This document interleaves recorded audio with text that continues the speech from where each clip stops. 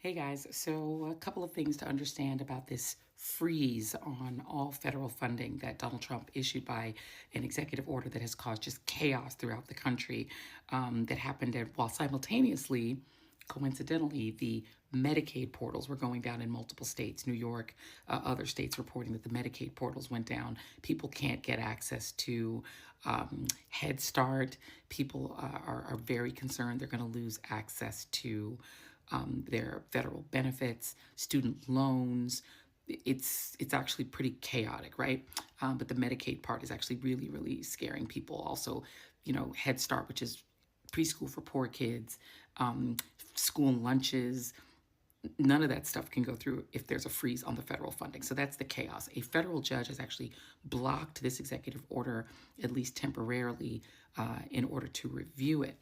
But one thing that you really need to understand about this executive order is that it's actually quite illegal and unconstitutional. The way the Constitution is set up, it's the Congress that determines spending. Congress has what's called the power of the purse. Congress passes a budget, they pass a law that says, here's what the budget is, here's how much money we're going to send to the states for Medicaid and for free preschool and for Head Start and for Meals on Wheels. And they determine that budget. And then once that bill is passed and signed by the president, that's the law. The president can't just suddenly decide to freeze it. There's nothing in the Constitution that says the president can seize back the power of the purse from the Congress. That's just actually not the way that the Constitution works. It's supposed to be Congress's decision what money is spent in the state. That's their literal job. So what Donald Trump is trying to do is to steal that power from them and just to see if they will defend it, right? So far, a bunch of states are suing because they're saying, you can't just take this money away. It was allocated to us. We're entitled to it and our people are suffering. So we'll see what this federal judge does. But logically, the judge should overturn this executive order. But in the meantime, it's created absolute chaos. People freaking out that they're not going to be able to send their kids to preschool or get their student loans pushed through or be able to get Meals on Wheels for the grandpa and grandma. Like it's chaos. But the other thing you have to understand is that this sort of shock and awe that goes along with the shock and awe of these ICE raids in schools and churches, which has also triggered some lawsuits. The idea of people busting into restaurants and ICE like walking through your city. The whole thing is designed to keep everyone destabilized and frightened and scared while they implement what was literally written in Project 2025. Project 2025 was very clear that the goals of a new Trump administration were, number one, to gut the federal government of civil servants, to basically fire 50,000 some odd civil servants. How do you get rid of them? They have civil service protections. It's really not actually that easy just to get rid of people. They're doing it through things like furloughs. Anyone in a DEI, quote unquote, position gets let go.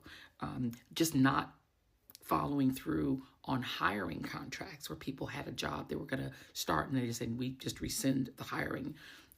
Telling people you have to come into work or you have to be furloughed. If you were like based in Kansas now through COVID, now you have to come to Washington or you're fired. Like all of these ways to try to nickel and dime people out, outright firing lots of people in the Justice Department, reduce and then restock the federal government with people who've taken an absolute loyalty oath to Trump.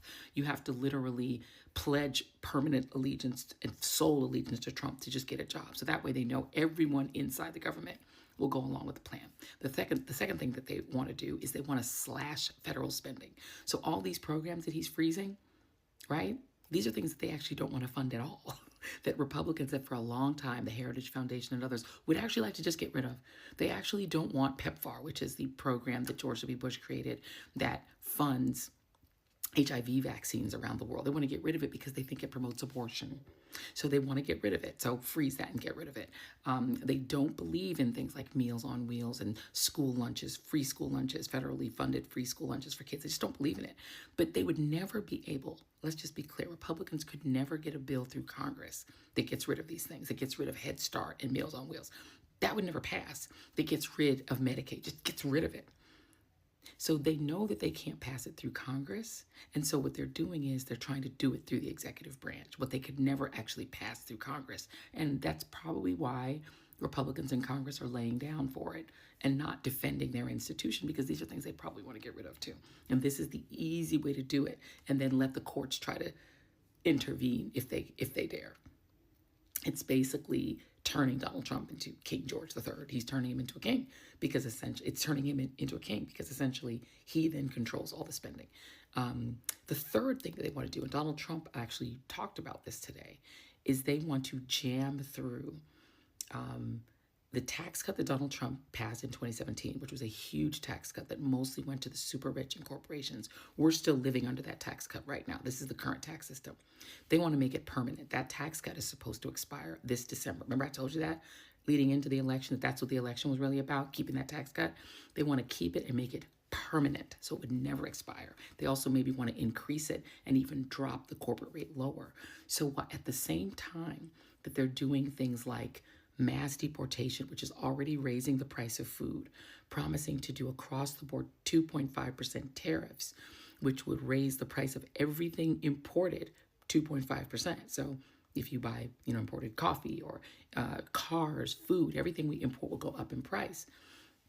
It's a way of shifting the tax burden onto the consumer. It's saying rather than rich people paying lots of taxes, people who actually have to spend their disposable income at the store pay the taxes at the retail level. They'd much rather the taxes be paid at the retail level because they can afford that. That's not a big deal if you're rich. But it also relieves the rich of having to actually have a tax burden at all. So shifting taxes to tariffs is great for rich people. Not so great if you're not so rich. And also not so great if you now also don't have access to things like Medicaid and things like food stamps and things like Meals on Wheels and things like free school lunch for your kids. If you can't take your kids to Head Start, how do you go to work? If your kid is 4 and Head Start is closed, you got to stay home. You're probably going to lose your job. So this is going to be a lot of economic pain, including for people who voted for Trump, who I'm really sure did not think that this was what they were voting for. But this is a massive wealth transfer that's in place right now, where the very rich are going to get things like lucrative contracts because they're allies of the president. They're going to get access to deep tax cuts, deregulation, so they can form mega, monopolies and mergers and all the stuff they want to do, just playing with money, while people who are struggling are losing benefits. And this is a sneaky way to end those benefits. We will see what this judge does and what these lawsuits do. The big question is going to be whether the Supreme Court, which hasn't been too great about upholding parts of the Constitution, upholds this part of the Constitution and the very clear laws that have made it very clear that this is not the president's purview. The reason I'd be a little skeptical of them holding up the rule of law is there's also a law that says TikTok's supposed to be banned, and I'm on it right now. And there's also a law, right? They didn't uphold that law. And there's also a law that says you just can't fire Office of Inspector Generals. They fired them all. They just swept them out in a late night firing. You're not supposed to be able to do that. They did it. Trump did it. So at the moment, he's living sort of outside of the rule of law. And the question is whether judges will bring him back to heel, whether the Supreme Court, that has already said he's basically a monarch, will bring him back under the rule of law and restore Congress's power to make the laws.